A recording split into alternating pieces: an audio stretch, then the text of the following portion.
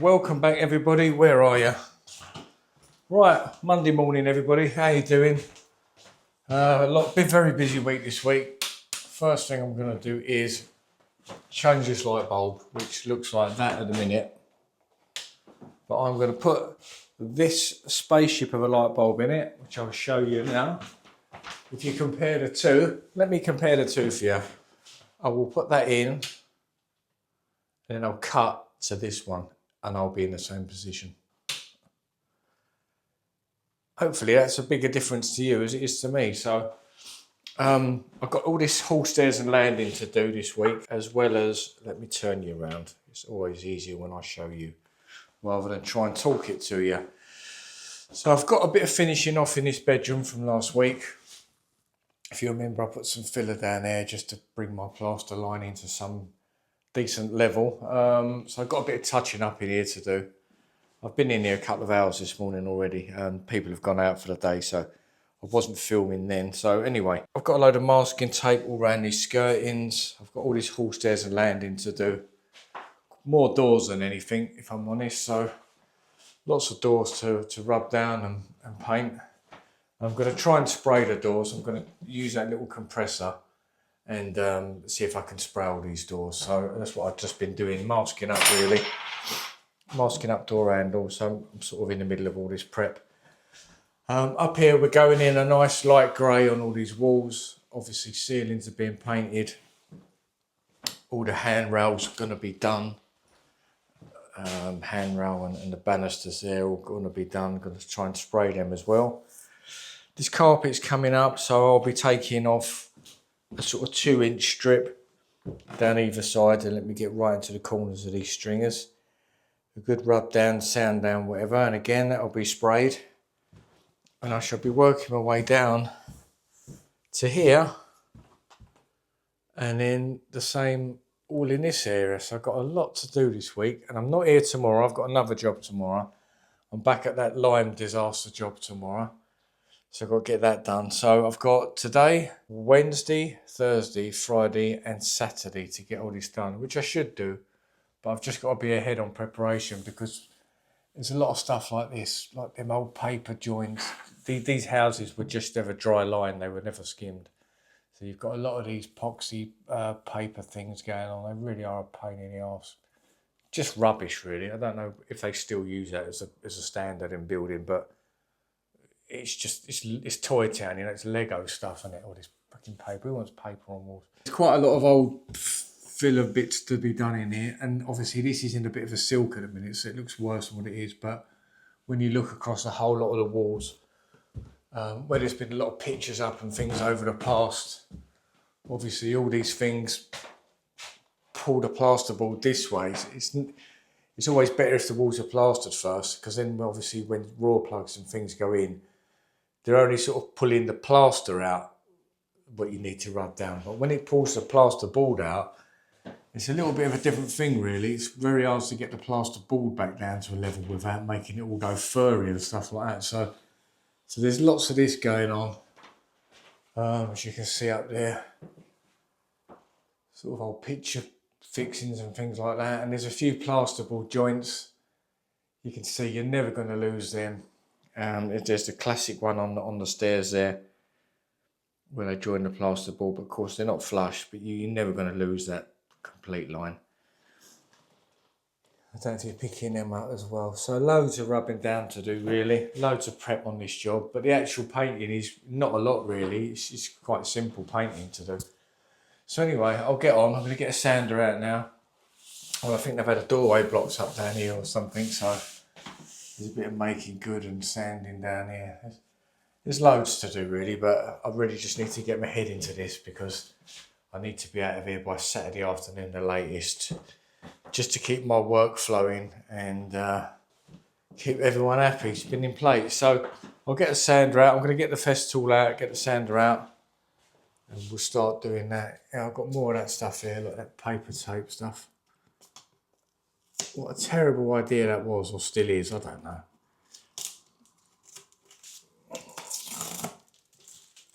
It's just a joint waiting to happen, isn't it? Just a crack. So I'll cut that out, I'll scrim it and fill it and whatnot.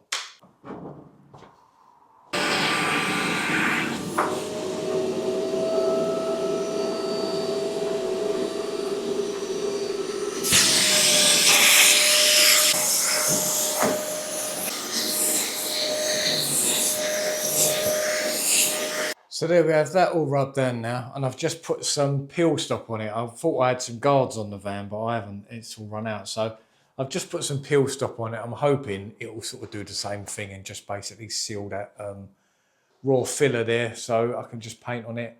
Must pick up another tin of guards. I don't know if what any of you think of guards, but I think it's brilliant. I've heard people sort of seeing comments, not on my post, but another post, that they're just saying it's like a glorified PVA, but I don't think it is. I think it's really good stuff, and I know it's a bit more expensive, but it definitely seals things for you. So I will continue to use it, and I'll probably, hopefully, pick another tin up tonight.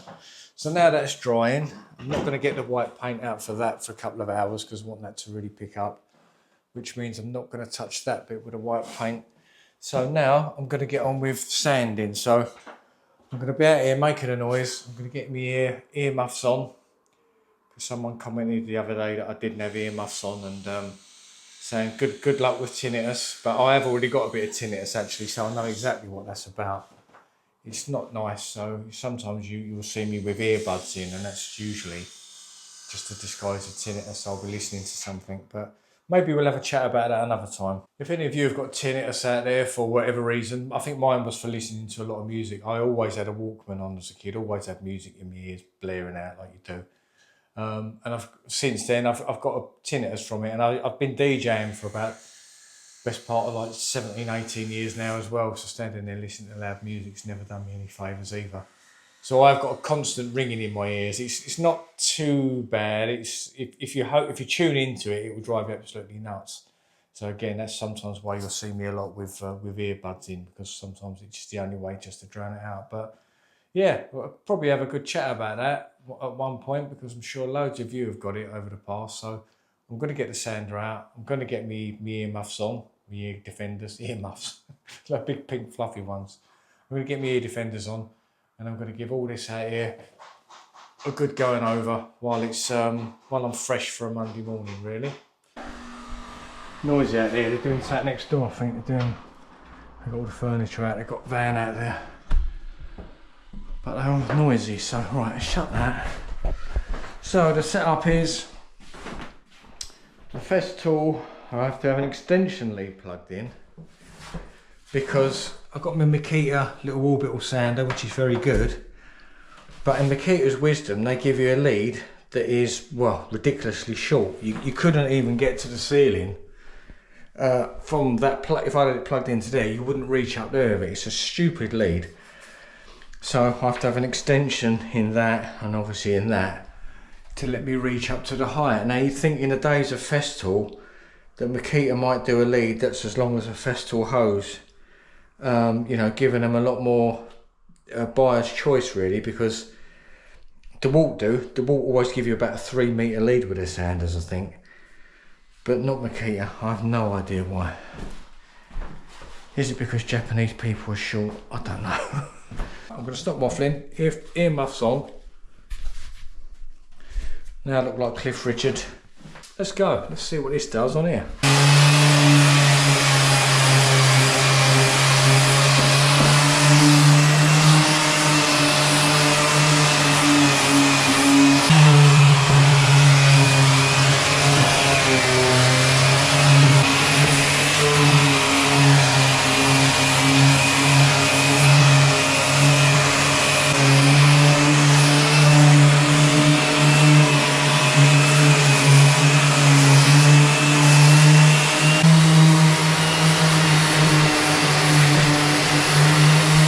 I like tall steeples, I like tall people.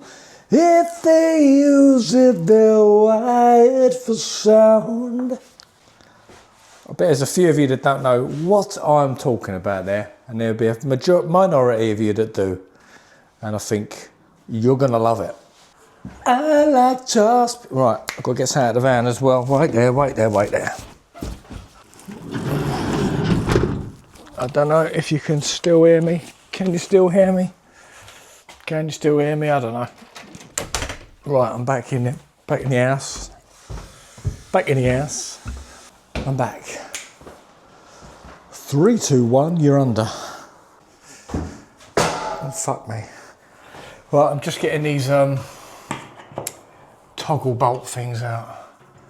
It seems to have rounded off. I think you can just snap these, can't you, these toggles? I thought they were the ones that, you know, the ones that screw in and then you put the screw in the middle, but I think they're toggle bolts. In my experience, yeah, you just do that. If you've got them toggles, just put your screwdriver in it. You can generally just snap that circular bit off and then push the actual bolt through. Because you don't really want to be ripping that bolt out, because it's gonna come out like a 10-stone baby and an 8-stone woman. It's gonna rip the guts clean out of it. That's a bad analogy, I know. Nice little sander that. And of course I've got the cordless version as well. But when I'm doing a job like this, I don't really want cordless. Sometimes I think when you've got cordless stuff and you know there's a battery going to run out, you don't spend as much time on bits as you would because you're aware that the battery's going to run out. So bring back the corded, I think. Maybe that's the way we'll go over the next few years, you know. We'll go from a bit like with record buying when people went digital. Now people are starting to buy more analog stuff and more physical stuff. Maybe we'll just go back to plugging things in again. I mean, it couldn't be simpler, could it? Plug something in the wall and it got everlasting power. I think we're all being conned a bit by battery stuff. Drills and things are good, you know, but if you're working in domestics, do you really need cordless things, really? I'm a sucker. I'll be the first to hold my hands up and admit I'm a sucker for a new tool.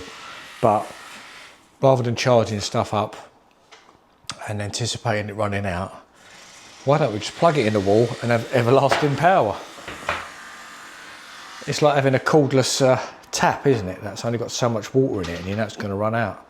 Or you could go to the one that's plugged in at the mains and just run that tap all day. I think we do get suckered into things, don't we? I certainly do. Time is really cracking on.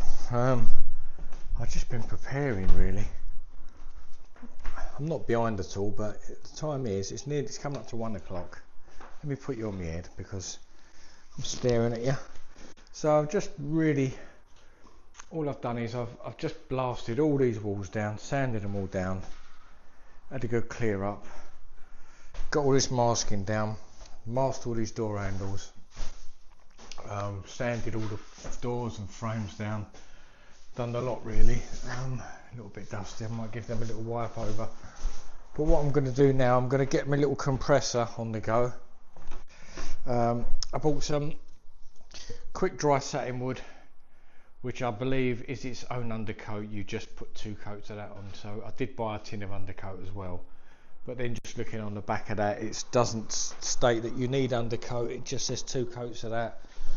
Obviously make sure all surfaces are, you know, sound and all that lot. So that's what I'm going to do. I'm just going to give them all a blast over with the compressor and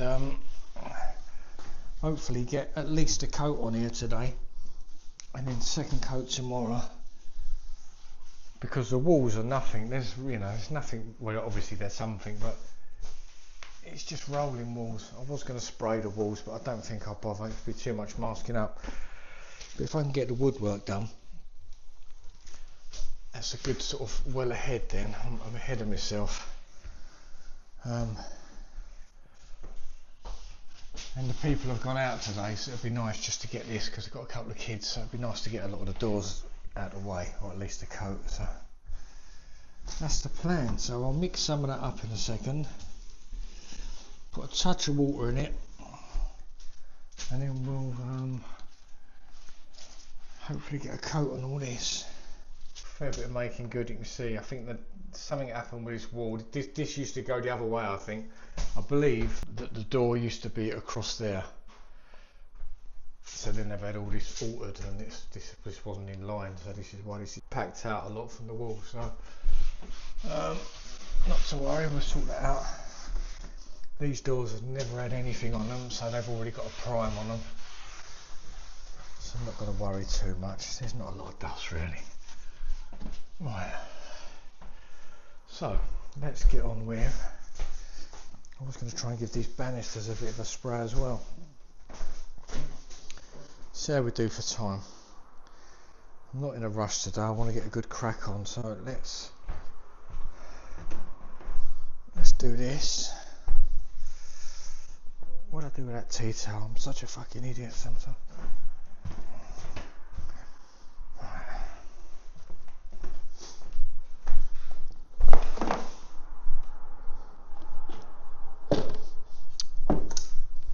So I want to get a load of this in the scuttle, water it down a bit, and then I can just pour it into me in a cup. Stick that end on the compressor.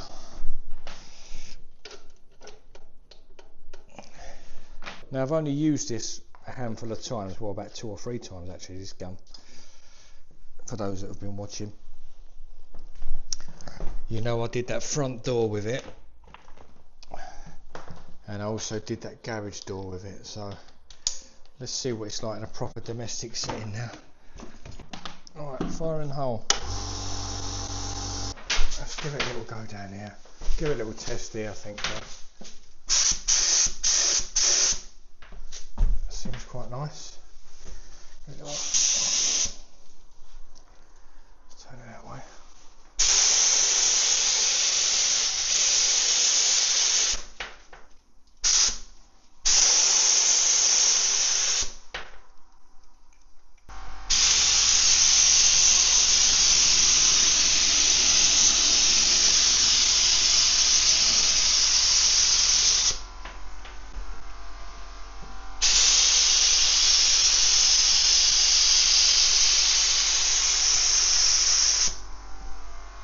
Try a bit more pressure there.